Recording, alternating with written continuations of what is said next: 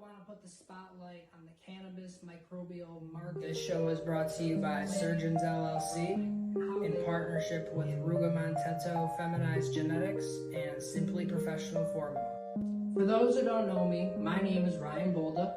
Full disclosure, everything in this show is thought of, written, and produced by myself and the staff here at our company, Surgeons LLC. Presented by SRGN Networks. This is about hemp, cannabis, microbials, and other all-natural. I'm here with Detroit Mike, owner of Karma Glass. Is it Karma Glass Studios or is it Karma Glass? Alright, so I want to know, and I think a lot of people who follow you would like to know, like, how exactly did you get into glass in the first place? How did you find your way into this situation? Years like 2000, I used to tour with bands. Okay. And I'd always go on tour. And whenever I went on tour, I stopped at Puff Danny's house. Puff Danny. I don't know if a lot of people know Puff Danny. He's a legend in the Michigan community and the medical community, so a lot of people know him there. And he's a killer glass blower. Really good at TV. Anyways, I used to tour and I'd come home and I'd never want to go back to work. I never wanted to work. Well, Puffy would be like, every time he'd be like, come on, learn to blow glass. And I learned, cool, I'm going on tour, I want to be on tour. Well, finally, I started learning. I kind of started liking it. I started catching because I would stop at his house literally before I go on tour and have him make me a piece of a pipe and I'd take it on tour. Like I'd go there and I'd get him to make me a piece and then I would come the day, because he would live right by the airport. So he would drive me to the airport all the time. It's super fun. And glass, and I kind of went from there. Like I would start to get colors in, and I would do different things. I owned another company before that's called Detroit Hard Glass. Okay. Until 2007, 2008, a lot of stores started owing me money, and I just got really shitty about it because they're making a big percentage off your money. Yeah. Yeah, they were making 50%. You're doing the legwork. Yeah, they were doubling their money, and I was making 15%. And I was loaning them the money for 30 days. So it just was getting really shitty. And I was starting to get in arguments about money because they weren't paying me all my money. Like I would find checks missing certain companies, and it just got to be real shitty. So I started taking away the net 30s, and I lost a lot of it. And I just gave it up. I just said, fuck it. And then shit just kind of happened after that, and things went downhill. And that's when I had to get out of the city, get out of Detroit. It just definitely saved my life in Detroit. So.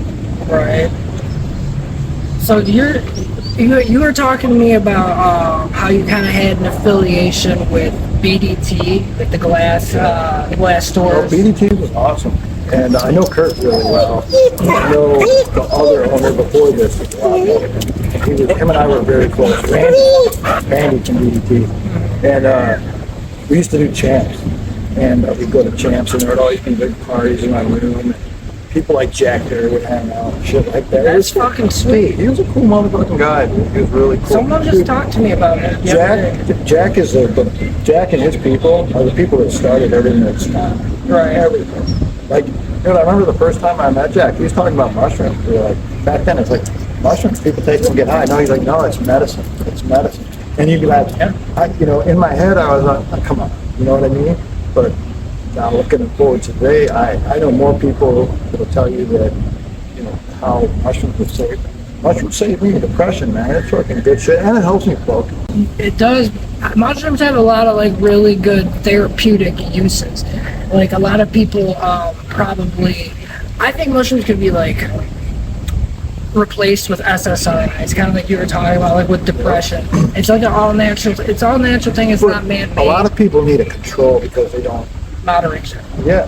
There's people that just go too hard, and you need to go hard sometimes to kind of make that flip. Mm-hmm. Sometimes to make that little realization that what you need to change to make better.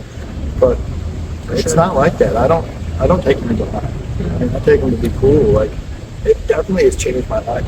Huge. I got ultra focused on getting my life back together, and then I started taking the mushrooms, and it changed me big time. It made me real positive. I don't have no time for negative. If it's negative, I steer away from it. I gotta go.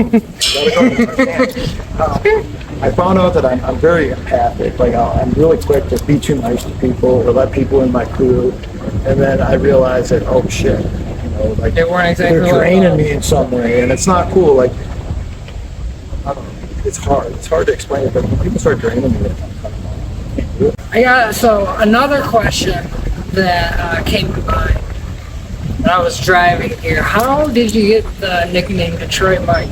Well, people before that always called me, my nickname is Opie. And that's what Puff Danny called me. If you ever see Puff Danny around me, he's one of the only people that still call me that.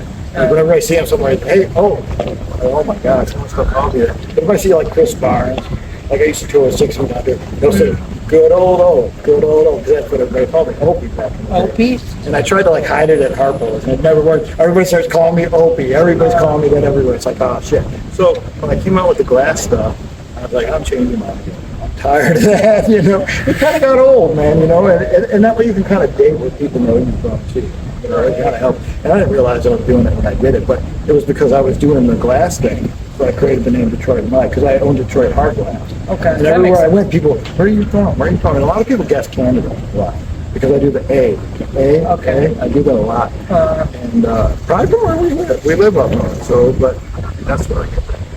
That's a cool story. Yeah, well, I used to spend a lot of time. I would go to Vegas every 6 months for Champs, and I'd spend a lot of time in California. That's how I learned a lot of shit. I used to go out there and I'd meet these people out there, and they were just awesome people. And that's, you know, back then, before the internet, that's how you learn. Mm-hmm. I'd meet people at Champs and shit, and you hit it off. The next thing you know, you're at their grow in California, or you're at their grow in Oregon. And back then, when you went into someone's grow, it was a big deal. It was illegal. Right, you know? Yeah, it's like classified information. I mean, you're kind of like, yeah. And it was the coolest shit ever because you go to these people's houses and they'd show you something, and it was everywhere you go, people grow different back then. You know, because nobody had the, you know, there was no network.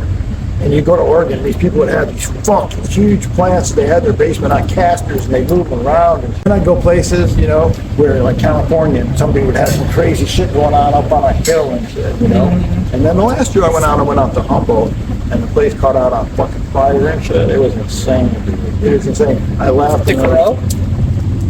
Everything was on fire. It was like, I think 2007, everything was on fire. 2008 was all burned up. It was bad, dude. It was really bad. And it was all illegal then still. So going up and down the 101, they had medical, and it was still fucking illegal, man. Those are the people we got to thank for what we got. Like I said, Jack, and these people that were out like in Humboldt County, man, they were just insane. They would, I remember the first time I went out there, and they would take their fucking, they'd have like their rolling shit, like in a nice, you know, tray, and they'd close it up, throw it right up on the dash. Like whatever, dude. And I remember being like, wow. And they were the first people I just seen like, they didn't give a fuck. And you know, you kind of get that attitude, and that's what did it, you know? No, because it's not right, dude. I think it's just like a lot of suppression.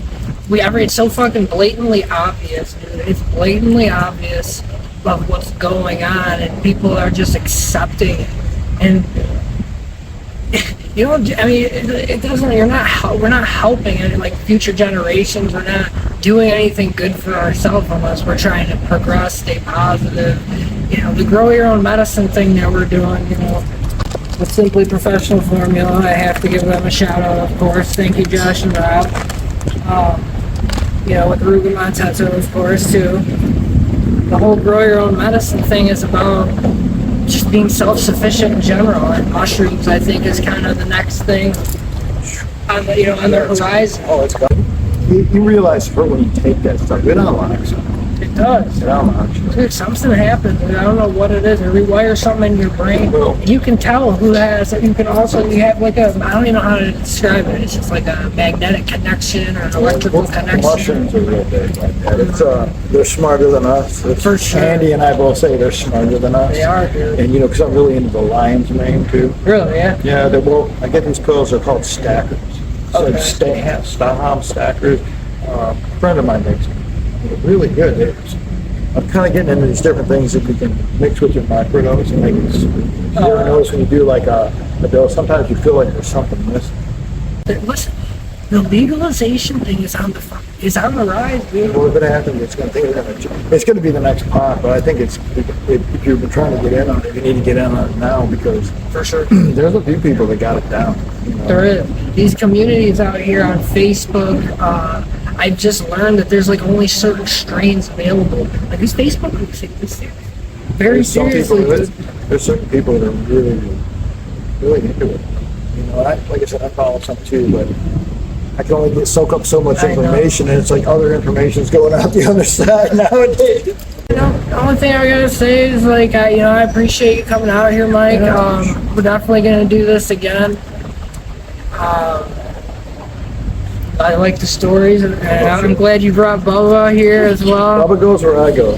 He's been good too. He's been good. Yeah, he's a little bit excited for this park because there's so many dogs and stuff. But, All right, cool, Mike. hey, thank you. Everybody have a great night. Yeah, and thanks for watching, guys. Me and Detroit Mike, I appreciate all the support. Thank you, everybody. Thanks for the follows. Thanks for the likes. for sure. Like I said, seriously, the reason we did this, at least the reason I did this, I'm pretty sure Mike did this too, is because, you know, a lot of people see us talking together, you know, talking on Facebook together, and I think it was just like a cool, you know, more, you know, a cool place to like match this up in, you Oh, know. that's fun.